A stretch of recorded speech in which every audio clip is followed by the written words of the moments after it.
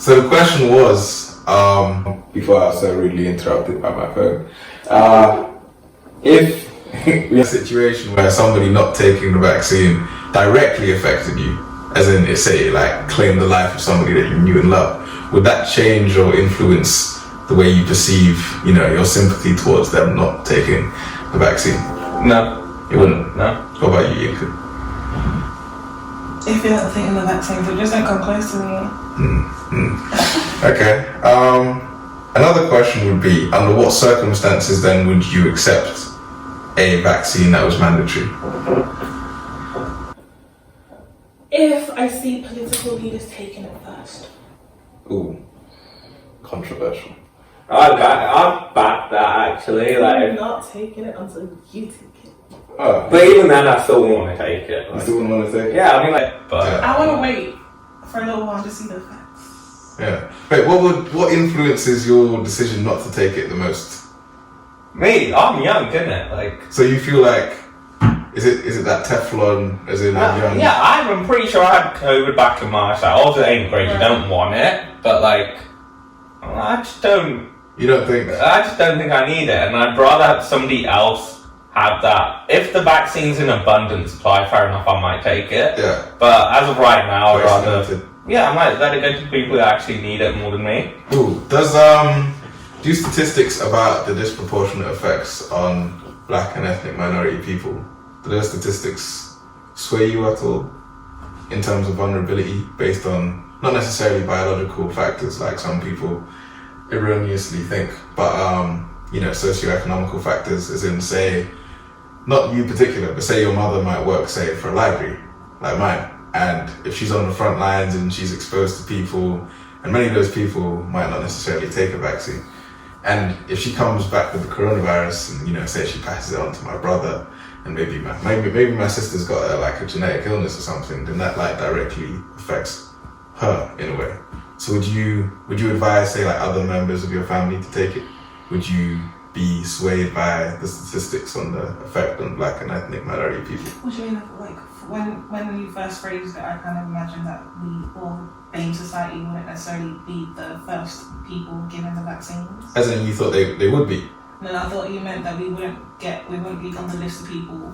I know, because currently it seems like government delivery plans will focus on, older, elderly, and obviously... Well, regardless of ethnic background? Yeah, regardless of ethnic background. So what are you saying that the first effect the vaccine itself would have on us? I know, so I'm asking you if the statistical effects on black and ethnic minority people, does that influence or does that change the way you see it?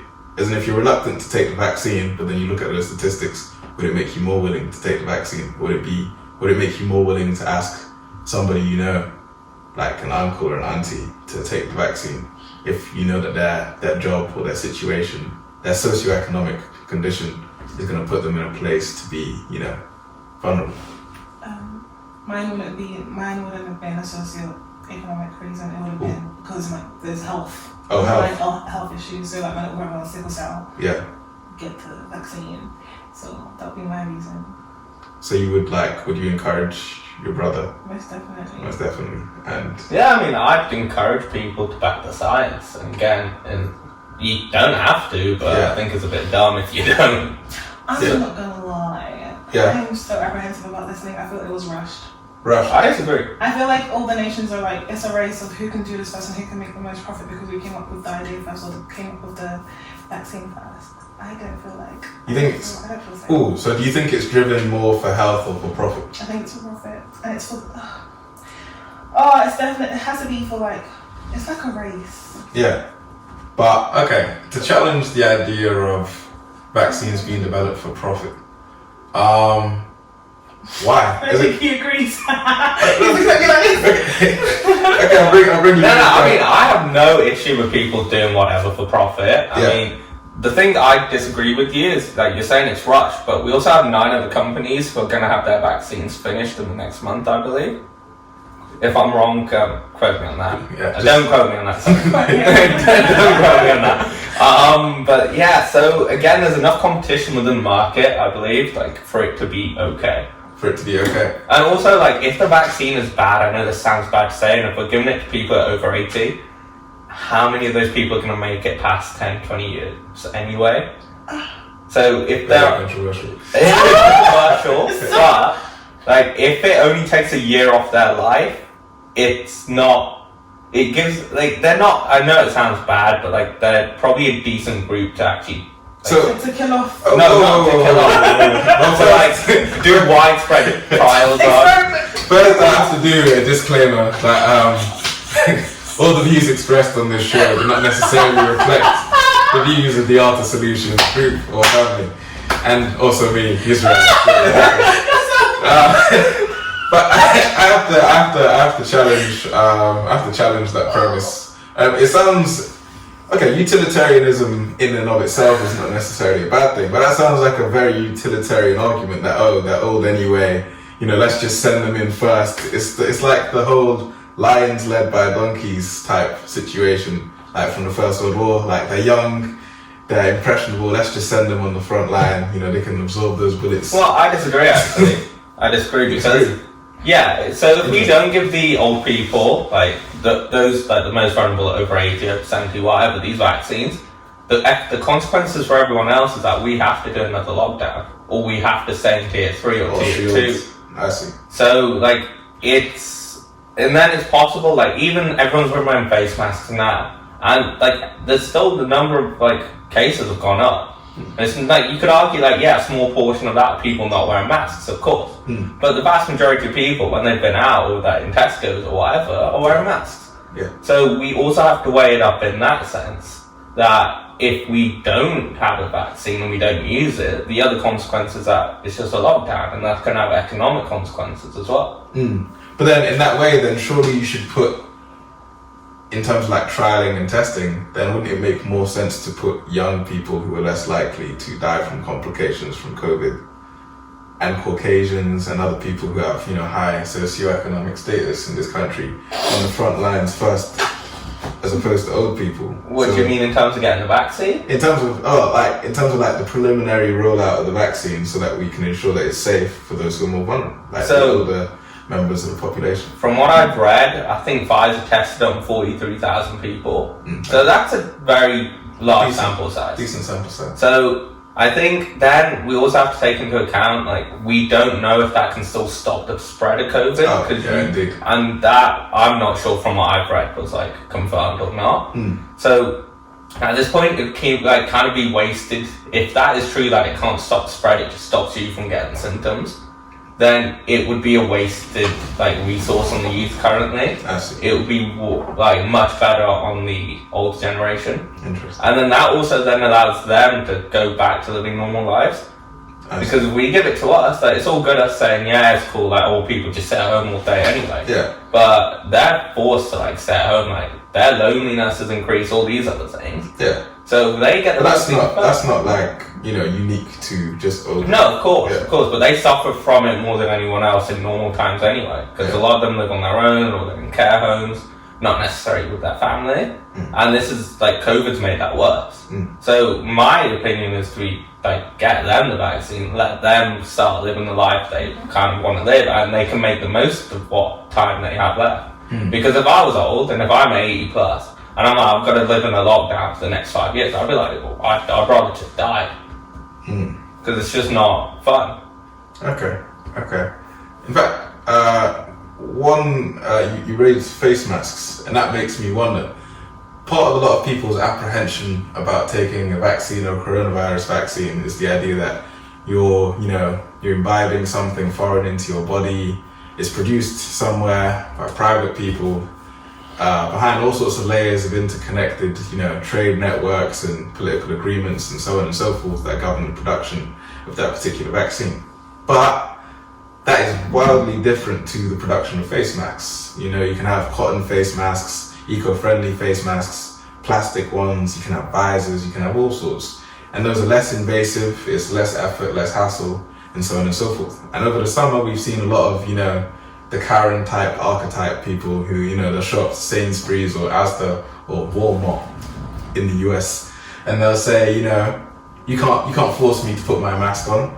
You know, I don't care about anybody else in this store. You know, it's my body, my right, my choice. And so my question to you is, based on the fact that wearing a face mask is way less invasive, or there's a lot less, at least to me, to be apprehensive about in wearing a face mask as opposed to taking a vaccine, would you be opposed, additionally, based on your libertarian standpoint, to mandatory face coverings? So, in the same way as you are to mandatory. So here's the thing, so if the government mandates it, I believe that's wrong, but if Tesco's go, you have to wear a face mask on our property, that's calm. But then what, as in, materially the only difference is the source of the ruling. Yeah.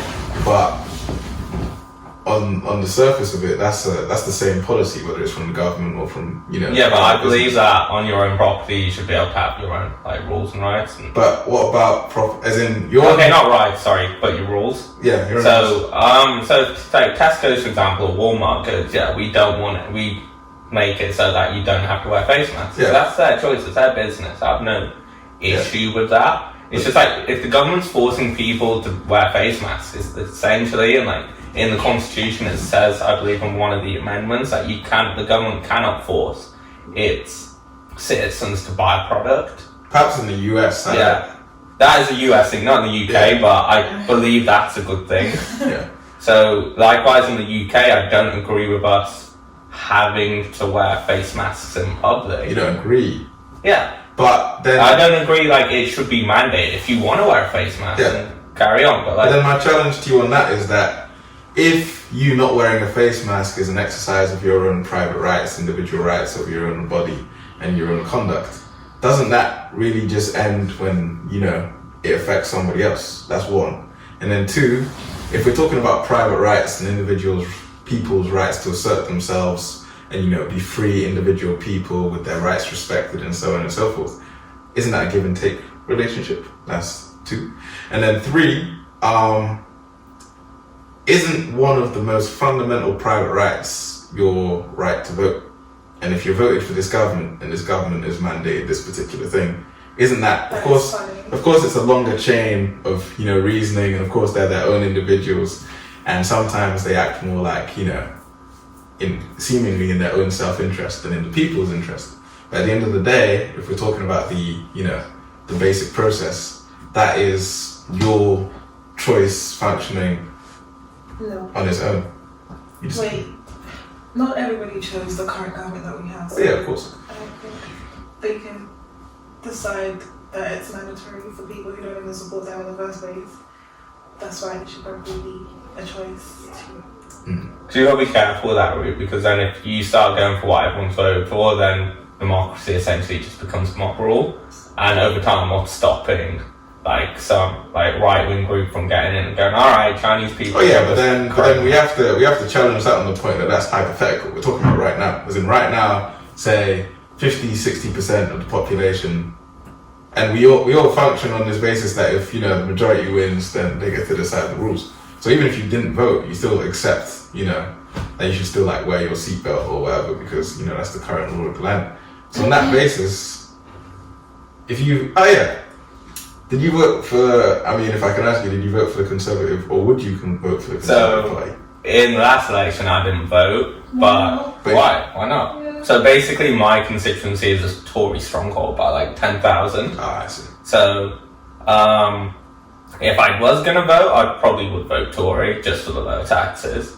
But I didn't, and what was the rest of the question? Oh, so, but then in that case, then, okay, hypothetically, you would have voted for the government that mandated face masks, right?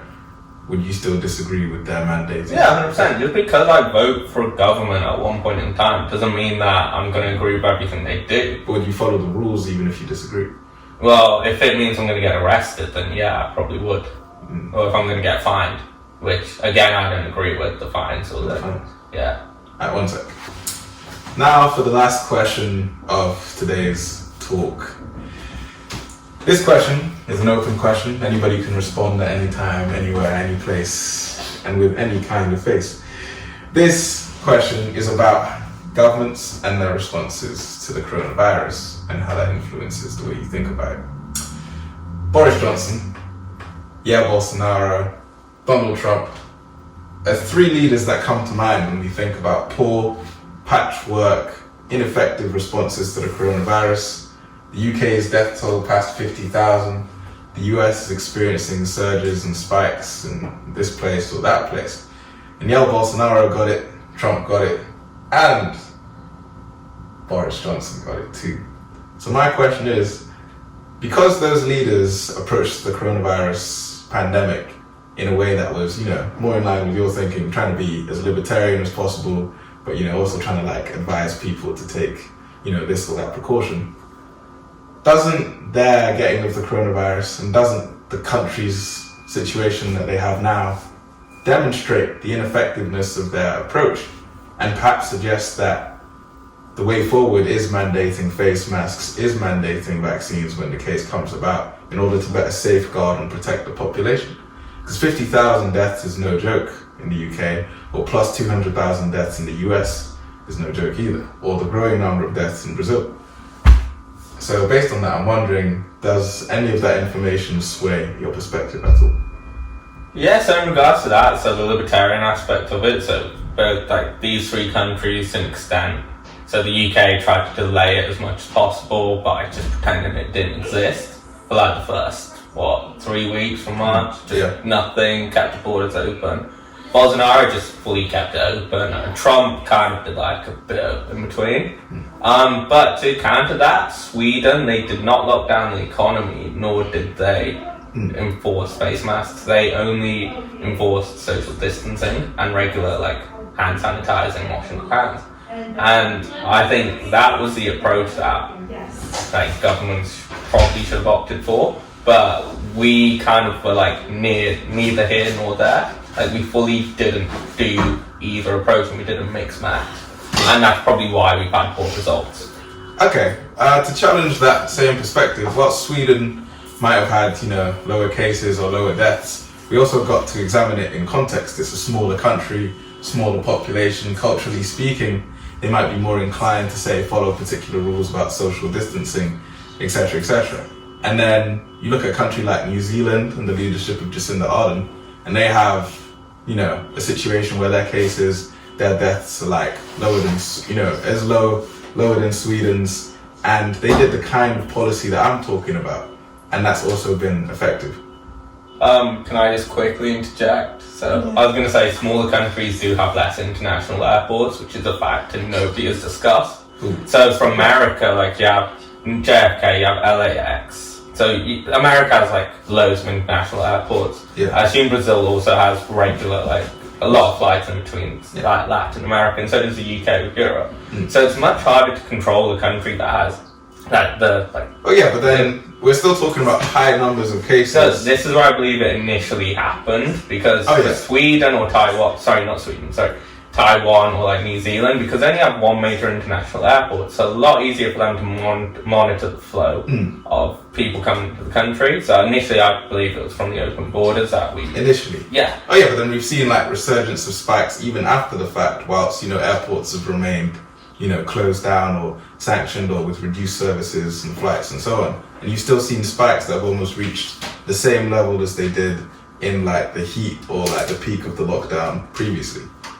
As in, for example, if you look at, say, the daily case numbers in the UK, you're seeing numbers that are reminiscent. I'm not saying the same, I'm not saying equal, I'm not saying past, but reminiscent of the same spikes or numbers that you saw after the initial lockdown, where, airports were fully open and trains were running as normal until governments became, caught onto the idea that it was a dangerous virus.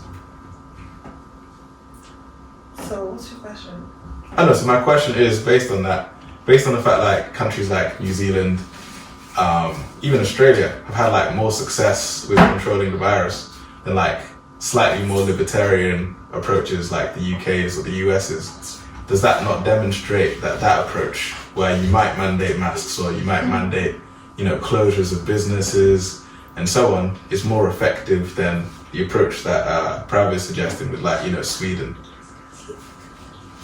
Yes. On the face of it, it looks and sounds more effective, but I don't think the UK government are willing to cross that line in that fact. They're not willing to cross anyone in order for that to happen.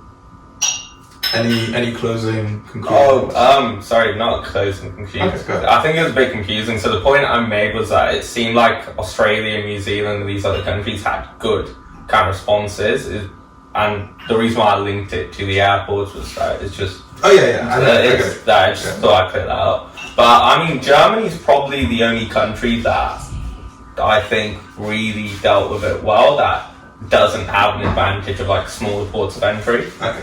Yeah. But I'm not sure if they enforce like mask wearing or whatever, so I'm not fully aware of that situation. But I think it's interesting though that Sweden, which is typically like a left-wing country, opted for the libertarian approach, which was if you want to stay at home and work from home, carry on, like, and they did recommend old people and vulnerable people to isolate. But they still kept the economy going, and now that we're seeing that in the second wave, they're having cases, but the deaths are pretty low. If not, I think possibly 0 a day, possibly. But check the stats on that. Check. Always check the stats. Very important to check the stats. Always check the stats. Yinka, do you have anything to say on that? If you're vulnerable, get the vaccine. It's your choice at the end of the day, but just be socially responsible. Just do your research, man. Like, if you're vulnerable, consider getting a vaccine. If you're not, then I'd probably recommend social distancing, just in general. Like, if somebody's got the flu, like, just in general, like, I wouldn't even, like, shake their hand. So, it's a good thing, like, who wants to get the flu anyway? Like, corona might not kill you, but just don't get it. It's just like getting a cold or a flu, you just don't want it. On that note, you disagree? Ooh, 1 second. It could kill you. No, it could. Well, I mean, apparently, like, again, there's sources disputing this, but apparently, like, the death, like, survival rate's like 99.something%. Again, could be wrong. Remember, check your stats. Always check your stats. But it's just like in general, like, you wouldn't want to get the flu in general, would you? Like, it's the idea that, what's the word? Even if you did get the flu, at our age, young people still die from the flu. So yeah, the governing principle and the coronavirus is more deadly than the flu, statistically speaking. The idea is, you might not know if you have an underlying health condition, right? So it's on that basis, and underlying health conditions are not like rare things. It's not like, tree man syndrome. It's not that rare. So at least to me, the governing principle would seem to be that you be careful, that you do follow as many rules as you can, or as practical to do, in order to protect yourself and to protect others. Because many people have walked around thinking they're invincible, and they're either knocking at death's door or they're gone, unfortunately. But on that note, this is where we're going to have to wrap up the first ArthurSolutions sit down, talk, open table, whatever you want to call it, the black table maybe.